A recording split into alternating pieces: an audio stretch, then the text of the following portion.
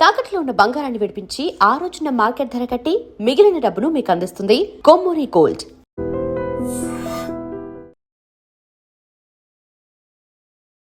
నమస్తే, welcome to iDream.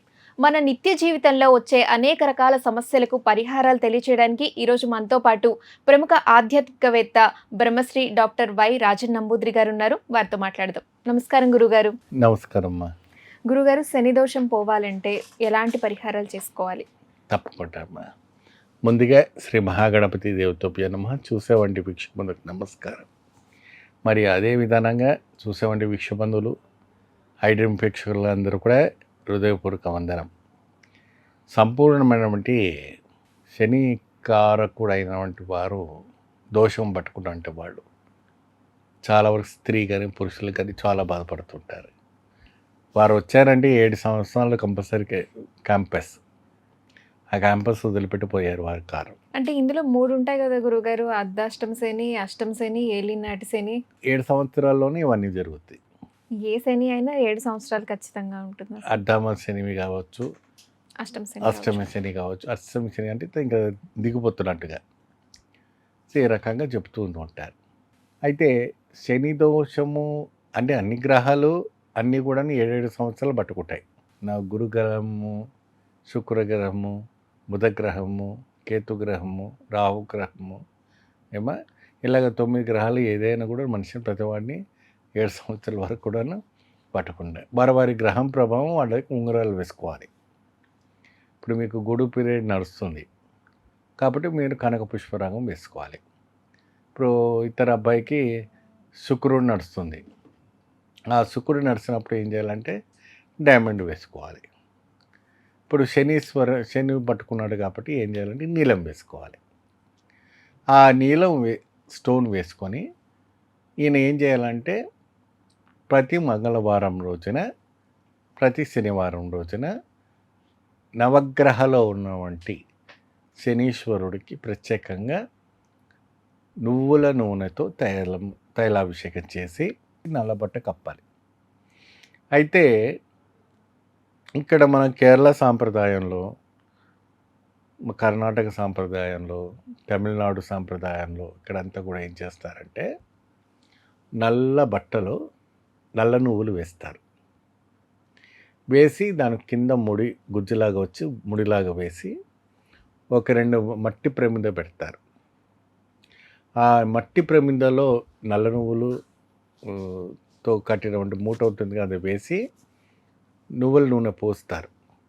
కింద crystal రాళ్ళ ఉప్పు వేసి ఆ దీపకుందులను దాంట్లో పెడతారు. ఆ పెట్టిన తర్వాత ఓం శనీశ్వరాయ నమః అని చెబుతూ చక్కగా దీపార్థను వెలిగించాలి. వెలిగించిన తర్వాత అపురూపమైనటువంటి, ఆరోగ్యమైనటువంటి, ఆనందమైనటువంటి ఆయనకు సంతోషం కలుగుతుందట. ఎవరికి? శనిదేవుడికి. కొబ్బరి నైవేద్యం చేసింది అది తిరిగి ఇంటికి తీసుకుపోకూడదు. కొంతమంది ఏం చేస్తాం, కొబ్బరి చిప్ప పెట్టి మంది ఇంటికి తీసుకెళ్ళి పర్చేజ్ చేసుకుందాం అనుకుంటారు. అలా చేయకూడదు. అది ఏదైతే కొట్టారో అక్కడ వదిలిపెట్టాలి, ఏదైతే ముట్టించారో అక్కడ వదిలిపెట్టాలి. అగ్గిపెట్ట కొత్తది కొన్నాం కదా అది ముట్టించామని ఇంటికి తీసుకెళ్తాంటే కాదు, అది కూడా వదిలిపెట్టాలి. ఏది పట్టుకుపోకూడదు. నూనె ఒక బాటిల్ కొన్నారు, నూనె పోస్తే సగం మిగిలిన సగం ఇంటికి తీసుకెళ్తాంటే అది కుదరదు, అది అక్కడ వదిలిపెట్టాలి. ఆయనకు సంబంధించిన కొన్నింది ఏ వస్తువు అయినా కూడా వారి దగ్గరికి సమర్పించాలి, వారికి అర్పణం చేసి రావాలి. అంతేగాని పైశాచికతనం చేయకూడదు.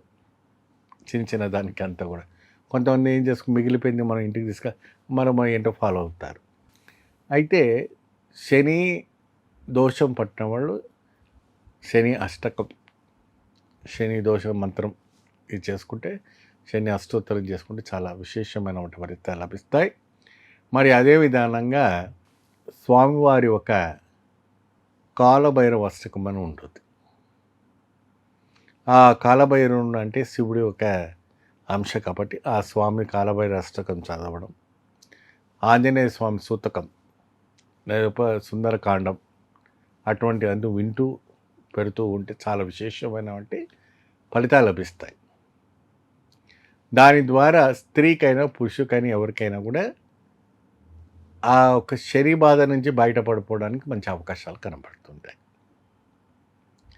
ఇప్పుడు చూడండి, ఎప్పుడైతే కూడా శని పట్టుకున్న వారికి ముఖంలో శాటర్న్ కనబడుతుంది, అంటే కళ ఉండదు, సాడ్గా ఉంటుంది. ఆ ముఖం అంతా కూడా ఎలా ఉంటుంది, సాడ్గా ఉంటుంది. వీడు ముఖం ఏంటి శని పట్టినట్టుగా ఉన్నాడు, ఈ అమ్మాయిని చూస్తే ఏంటి ఇలా ఎలా ఉంది అన్నట్టుగా ఆటోమేటిక్గా ఆపోజిట్ పర్సన్కి తెలిసిపోతుంది. కొంతమంది ఏంటంటే మనకు పద్దాక మీద పడుతూ ఉంటారు, అవి వీడేం జిడ్డులాగా మన మీద పడుతున్నాడు, శని పట్టుకున్నట్టే పట్టుకున్నాడు వీడు అంటారు. అవును. ఇటువంటి పదాలన్నీ కూడా వస్తూ ఉంటాయి. ఎందువల్ల ఆ ఒక గ్రహ ప్రభావం ఉంటుంది కాబట్టి. పోతే కష్టాలు అన్నటప్పటికీ చాలా విపరీతంగా ఉంటాయి. ఫైనాన్స్ పైన దెబ్బతింటుంది, రెన్యువల్ పైన దెబ్బతింటుంది. ఏమా ఇప్పుడు ఇరాన్ ఇస్రాన్ ఏ విధానంగా అయితే యుద్ధం జరుగుతుందో ఆ రకంగా అవుతుంది. ప్రతి పైన కూడా డమా అని బాంబులు వేస్తుంటారు ఆయన. అయితే ఒకటి ఏంటంటే, ధనము పైకి వచ్చిన తర్వాత ధనంతో తాండమాడుతున్న ప్రతి వారికి కూడా అది ఒక గుణపాఠం అట. కాబట్టి ఆయన కంపల్సరీ ప్రతి వారికి కూడాను ఒక హెచ్చరికంగా రావటం అనేది జరుగుతుంది స్వామివారి.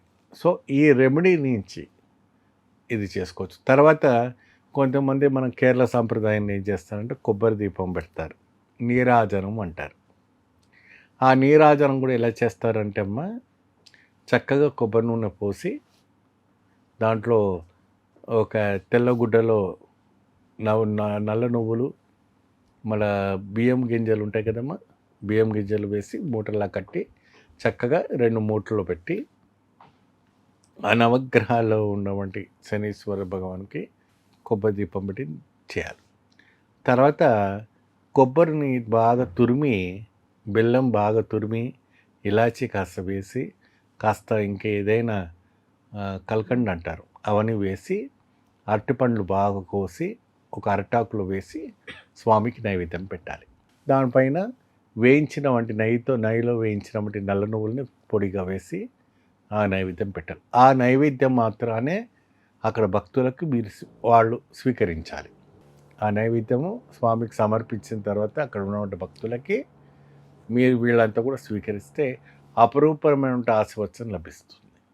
ఆయన ఎంత తొందరగా అయితే అంత తొందరగా విముక్తి కలిగిస్తా. కానీ ఆ ఒక షాడో మాత్రం ఉంటుంది. మీరు సూర్యుడి ఒక నీడలో సూర్యుడిని నడుస్తుంటే మీరు గొడుగు పట్టుకుంటారే తప్ప సూర్య ప్రభావం అనేది మీకు పోదు. అది ఆ పీరియడ్ వరకు అయితే అనుభవించాల్సింది.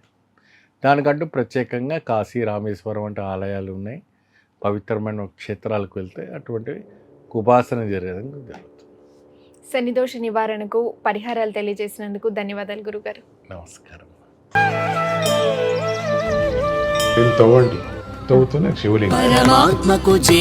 సరే, దాన్ని అట్లా కప్పేసేయండి, చూపించదండి. Krishna is there. మూర్తి పూజ కాదు, సాక్షాత్ బ్రజేంద్ర నందన భగవాన్ ఉన్నారు మూర్తిలో. ఏమీ ఆశించకుండా ఆరాధించే వాళ్ళు కూడా ఉన్నారా ప్రభుజీ? నిజమైన భక్తి అంటే మనకు తెలియదు కాబట్టి